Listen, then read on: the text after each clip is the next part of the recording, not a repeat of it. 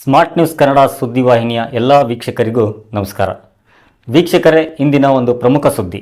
ಹರಿಹರ ನಗರದಲ್ಲಿ ಕರ್ನಾಟಕ ರಾಜ್ಯ ಸಂಯುಕ್ತ ಬೀದಿ ಬದಿ ವ್ಯಾಪಾರಿಗಳ ಸಂಘದ ವತಿಯಿಂದ ಬೃಹತ್ ಪ್ರತಿಭಟನೆಯನ್ನು ಹಮ್ಮಿಕೊಳ್ಳಲಾಗಿತ್ತು. ವಿವಿಧ ಬೇಡಿಕೆಗಳನ್ನು ಈಡೇರಿಸುವಂತೆ ಒತ್ತಾಯಿಸಿ ಮೆರವಣಿಗೆಯ ಮೂಲಕ ಬೃಹತ್ ಪ್ರತಿಭಟನೆಯನ್ನು ನಡೆಸಲಾಯಿತು.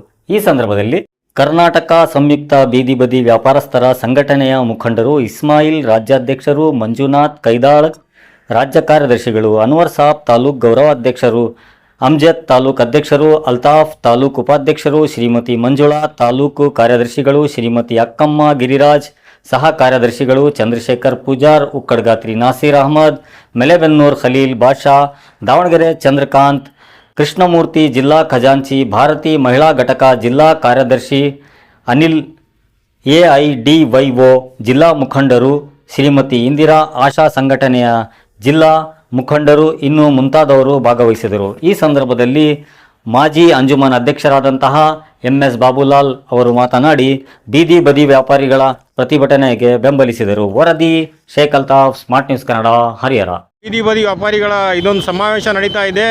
ಇದಕ್ಕೆ ನಮ್ಮ ಸಮಾಜದ ವತಿಯಿಂದ ನಾನು ಮಾಜಿ ಅಂಜುಮನ್ ಅಧ್ಯಕ್ಷ ಹಾಗೂ ನಗರಸಭೆ ಮಾಜಿ ಉಪಾಧ್ಯಕ್ಷರಾಗಿದ್ದು, ಈಗ ಬೀದಿ ಬದಿ ವ್ಯಾಪಾರಿಗಳಿಗೆ ಸಂಪೂರ್ಣ ನಮ್ಮ ಬೆಂಬಲವಿದೆ.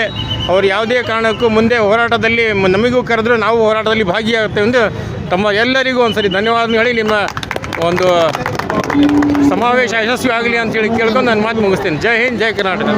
ಅಥವಾ ಟಿ ವಿ ವಾಹಿನಿಗಳಲ್ಲಿ ನಾವು ತಿಳಿಸುವುದೇನೆಂದರೆ, ನಿಜವಾಗ್ಲೂ ನಾವು ಬೀದಿ ಬದಿ ವ್ಯಾಪಾರಸ್ಥರು ಶ್ರಮಿಕರು, ಸ್ವಾಭಿಮಾನಿಗಳು.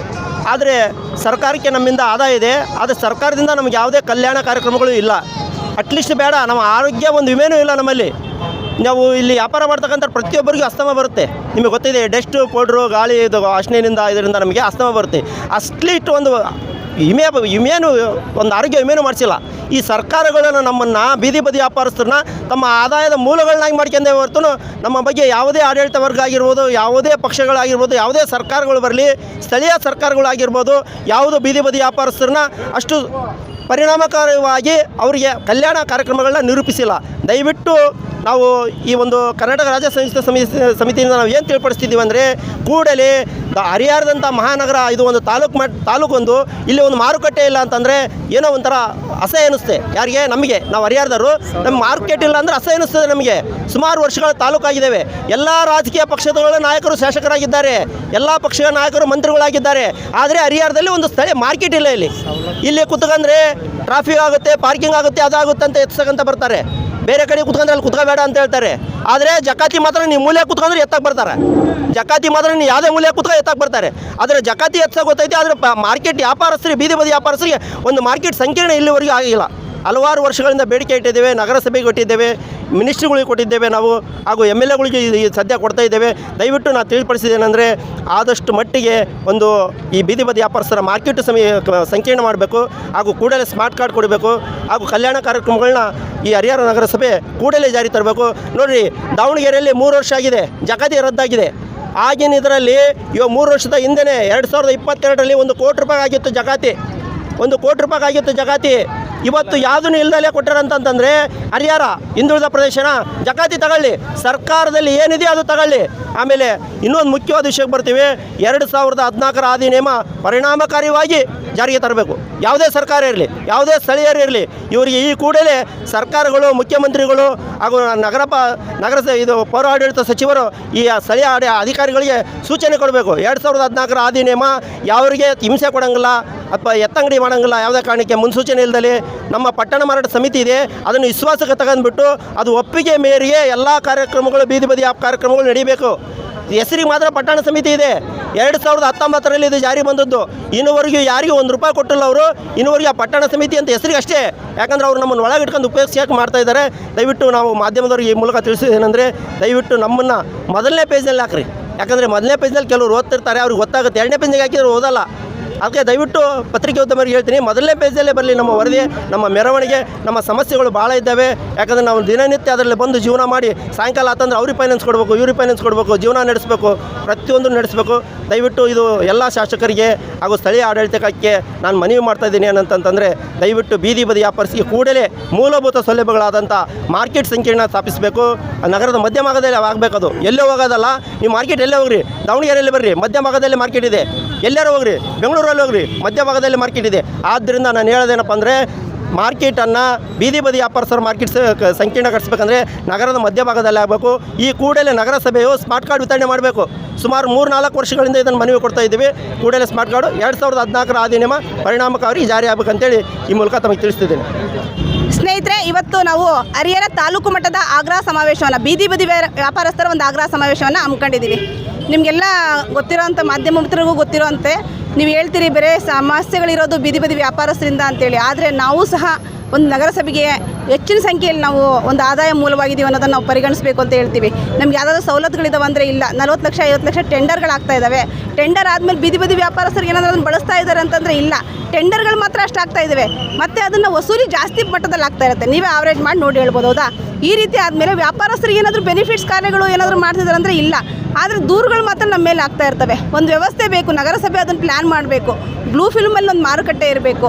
ಮೂಲಭೂತ ಅವಶ್ಯಕತೆಗಳಲ್ಲಿ ಮಾರುಕಟ್ಟೆನೂ ಒಂದಣ, ಅದನ್ನು ನಾವು ಎಲ್ಲ ಗುರುತಿಸಬೇಕು ಅಂತೇಳಿ ನಾನು ಈ ಮೂಲಕ ನಮ್ಮ ನಗರ ಪಾಲಿಕೆಗೆ ನಾನು ಆಗ್ರಹಿಸ್ತೇನೆ.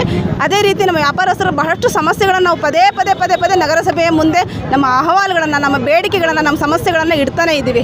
ಅದು ಪರಿಹಾರಕ್ಕೆ ಏನು ನಮಗೆ ಇದು ಮಾಡ್ತಾ ಇಲ್ಲ. ಆದರೆ ಏನಾದರೂ ಸಮಸ್ಯೆ ಆದರೆ ನಮ್ಮ ಬ್ಲೇಮ್ ಮಾತ್ರ ಮಾಡ್ತಾರೆ. ಇದನ್ನು ನಾವು ಖಂಡಿಸ್ತಾ ನಾವು ಒಂದು ಆದಾಯ ಮೂಲ ಆಗಿದ್ದೀವಿ. ಒಂದು ನಗರಸಭೆಗೆ ನಾವು ಆಗ್ರಹಿಸ್ತಾ ಇದ್ದೀವಿ, ನಮಗೊಂದು ವ್ಯವಸ್ಥೆಯನ್ನು ಮಾಡಿರಿ.